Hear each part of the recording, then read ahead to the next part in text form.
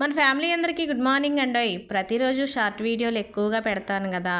అయితే ఇప్పుడు ఎక్కువగా పెట్టడం కుదరట్లేదండి. బుడ్డమ్మాయి ఉంది కదా, వీడియోస్ అయితే తీస్తున్నాను, కానీ ఎడిటింగ్ చేసి అప్లోడ్ చేయడానికి మాత్రం కుదరట్లేదు. ఇక ఎక్కువ షార్ట్ వీడియోలు పెట్టకుండా ఒకటే లాంగ్ వీడియో పెడదామని ఈ వీడియో తీశానండి. ఉదయాన్నే దోశలు పోస్తున్నాను. అలాగే వాళ్ళ అమ్మకి కొంచెం 4 రోజులన్నా దూరంగా పాపను ఉంచాలని తీసుకొచ్చాం కదా. మరి ఇక వాళ్ళ అమ్మ లేకపోతే పాత పాలు వేయాల్సిందే కదా, తప్పదుగా. ఇంకా పాలు పోయటం కోసమని ఒకవైపు పాల డబ్బాని ఇలా ఉడకబెడుతున్నానండి. అంటే పిల్లలకి డబ్బా పాలు పోసేటప్పుడు ఎప్పుడైనా సరే బాటిల్ని గిన్నెలో నీళ్ళు పోసి బాటిల్ అంటే పాల బాటిల్ మూత ఆ నీళ్ళలో వేసేసి స్టవ్ వెలిగించి అలా ఉడకనిస్తే పాల బాటిల్ శుభ్రంగా ఉంటుందండి. మళ్ళీ ఉడకబెట్టిన తర్వాత మళ్ళీ చన్నీళ్ళల్లో పెట్టాలి, ప్లాస్టిక్ కదా. అయితే పిల్లలకి ఆ బాటిల్ ఆరోగ్యం కాదు, కానీ కొన్ని రోజులు తప్పదు. వాటిల్లో కూడా మంచి కంపెనీ తీసుకుంటే బాగుంటుంది పిల్లల కోసమని. ఇక ఒకెళ్ళి పనులు చేసుకుంటా ఒకెళ్ళి ఇలా పాపతో ఆడుకుంటున్నాను. అయితే నేను ఒక్కదాన్నే కాదులేండి, పాపను చూసుకోవడానికి నాకు ఒక్కదానికే ఇబ్బంది అవుతుందని ఇక్కడికి పెద్దక్క కూడా వచ్చింది. అంటే తనకి బాగా ఏసీ అలవాటు కదా, పెద్దక్క వాళ్ళ ఇంటి దగ్గర ఏసీ లేదని ఇక్కడ ఉంచారనమాట. మరి ఇక నేను ఒక్కదాన్ని చూసుకోలేనని పెద్దక్క కూడా ఇక్కడికి వచ్చేసింది. ఇక తన మాటల్లో పడి కొన్ని పనులు వేస్ట్గా అవుతున్నాయండి. దోశలు మాటమో, పాలు బొంగటమో, టీ బొంగటమో ఇలాంటివి అనమాట. ఇక అందరికీ దోశలు పోసి పెట్టాను. లాస్ట్కి నేను ఇలా దోశలు పోసుకొని ప్రశాంతంగా కూర్చొని తింటున్నాను. ఇక పాపనేమో అక్క బయటికి ఎత్తుకోలేనింది. పండు అక్క బయటకు అటువైపు ఊసిక దిబ్బ ఉంది కదా, మొన్న కూడా చూపించాను మీకు వీడియోలో, అటు తీసుకెళ్ళింది అనమాట కొద్దిసేపు ఆడుకోమని. అదండి, పాపతో కొంచెం బిజీగా ఉంది, కానీ హ్యాపీగా ఉంది. నాకైతే చాలా హ్యాపీగా ఉంది.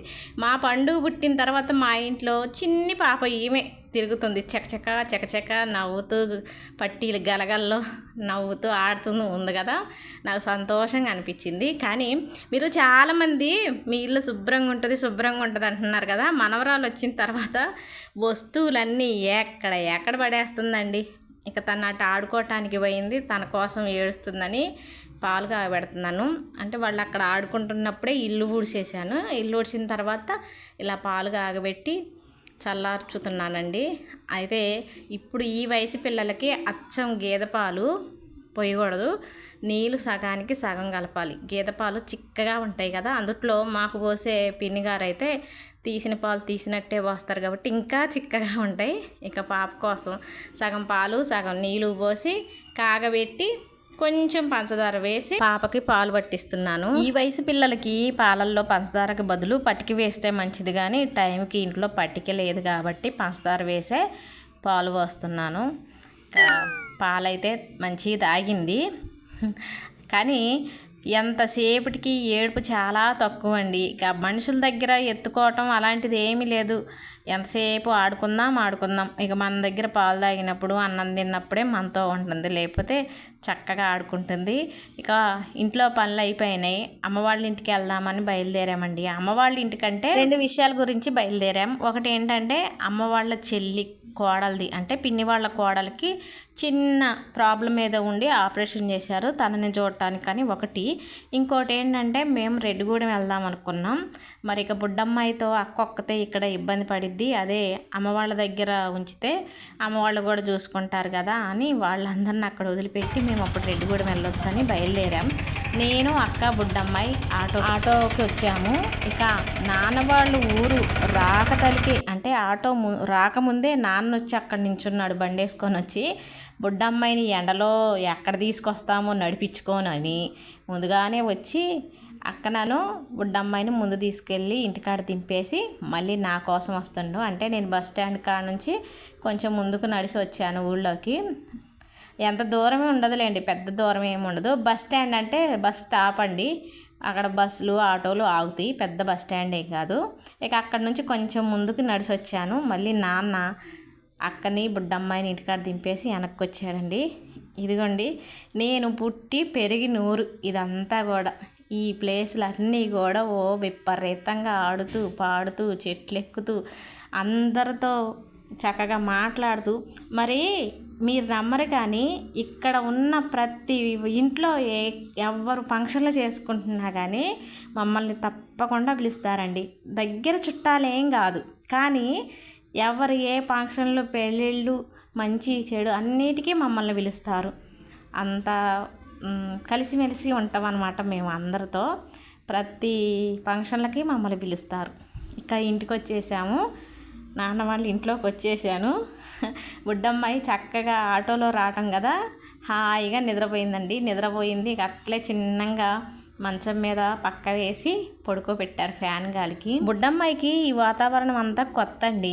వాళ్ళ ఇంటికాడ వాళ్ళ నాన్న అసలు బయట అస్సలు తిరగనీయడు. నిన్న ఒక వీడియోలో చెప్పాను కదా, ఇప్పుడు తల్లిదండ్రులు పిల్లల్ని బయట మట్టిలో ఆడుకోనీరు, దుమ్ములో ఆడుకోనీరు, ధూళిలో ఆడుకోనీరని వాళ్ళ నాన్న కూడా ఆ బాపతకు చెందినవాడే అండి. పిల్లలకి మట్టి అంటనేయడు అస్సలు. కానీ ఇక్కడ మా దగ్గర అయితే ఆమెకి ఇష్టం వచ్చినట్టు ఆడుకుంటుందండి. ఇక మేము అలా వచ్చామో లేదో వీళ్ళు మొదలెట్టారండో చూడండి. నానేమో మట్టి పిల్లలు తీసుకొచ్చి దిష్టి తీసిండు, అమ్మేమో ఇంట్లోంచి మిరపకాయలు, ఉప్పు, ఎంటకలు అన్నీ తీసుకొచ్చి దిష్టి తీస్తుంది. నాన్న మళ్ళీ ఏంటో తీసుకొచ్చాడో నేను ఏంటని అడగలేదు, కానీ ఏదో తీసుకొచ్చి తిప్పాడండి. మళ్ళీ ఏం తిప్పుతున్నావు నాన్న అంటే ఏదో తిప్పిండు, మరి ఏంటో తెలియదులేండి, అడగలేదు. ఇక దిష్టి తీశారు. ఇక మేము అట్లా రాగానే అమ్మ మొక్కజొన్న బూరెలు తీసుకొచ్చి పెట్టిందండి. నేను ఎప్పుడో మొక్కజొన్నలు ఒలిసాను మన ఇంటి దగ్గర, కానీ ఏమీ చేయలేదు. కానీ కొంతమంది సిస్టర్ల మొక్కజొన్న విత్తనాలను ఏం చేసినవి అని అడిగారు. అక్క వాళ్ళకే పంపించిన, నేను చేయటం కుదరలేదు, కానీ అక్క వాళ్ళకి పంపించా. ఇంట్లో అయితే మొక్కజొన్న విత్తనాలు ఏమి లేవు, కానీ అమ్మ మాత్రం ఎప్పుడు అనుకుంటే అప్పుడు చేసేసిద్దండి. ఇక మేము వస్తున్నామని చికెన్ తెప్పించారు. రాగానే కట్లపోయి చేశారు, చికెన్ చెయ్యమ్మా అని. నేను అప్పటికి అన్నయ్య ఏం చికెన్ అమ్మ, ప్రతిరోజు ఏదో ఒకటి నాన్ వెజ్ అవుతానే ఉంది అంటే మీరు వస్తున్నారని తెప్పించింది. సరేలే అని కట్టెల పొయ్యి మీద వంట స్టార్ట్ చేశాను. కానీ ఈ చికెన్ కూర మీకు పూర్తిగా చూపించలేనండోయ్, ఎందుకో చెప్తా ఉండండి. ఇక కట్టెల పొయ్యి రాజేసి ఆ పొయ్యి మీద గోలం ఒకటి పెట్టి, అదేనండి బూర్లు మూకుడు లేదా కళాయి పెట్టేసి నూనె వేసి శుభ్రంగా కడిగి పెట్టిందిలేండి. చికెన్ మేము వచ్చేసరికి కడిగి ఆడబెట్టింది. ఇంకా చికెన్ వేసేసి పసుపు ఉప్పు వేసాను, తిప్పాను. ఇక ఇంతకు మించి నేను ఇందులో ఏం చేయలేదు. ఎందుకంటే నేను ఇలా కూర పొయ్యి మీద పెట్టేశాను, స్టార్ట్ చేశాను అంతే. మా వారు పండుని ఎక్కించుకొని వచ్చారంటే మేము ఆటోకి వచ్చాము కదా, ఆయన గారు పండేమో బండి మీద వచ్చేసారు. ఇక వాళ్ళు వచ్చేసిన తర్వాత కొద్దిసేపు కూర్చున్నారండి. చెప్పా కదా 2 పనుల మీద గుట్టపాడు వచ్చాము అని, అదే రెడ్డిగూడెం వెళ్ళాలని, మనకి బాగా కావాల్సిన వాళ్ళని చూసొద్దామని వెళ్తున్నాము. ఇక ఇక్కడ వాళ్ళని వదిలేసి మేము రెడ్డిగూడెం వెళ్ళాము. కానీ చికెన్ కూర అయితే నేను పూర్తిగా జోంచలేకపోయాను, ఎందుకంటే ఇక అక్క అమ్మే చేసేసుకున్నారు కూర.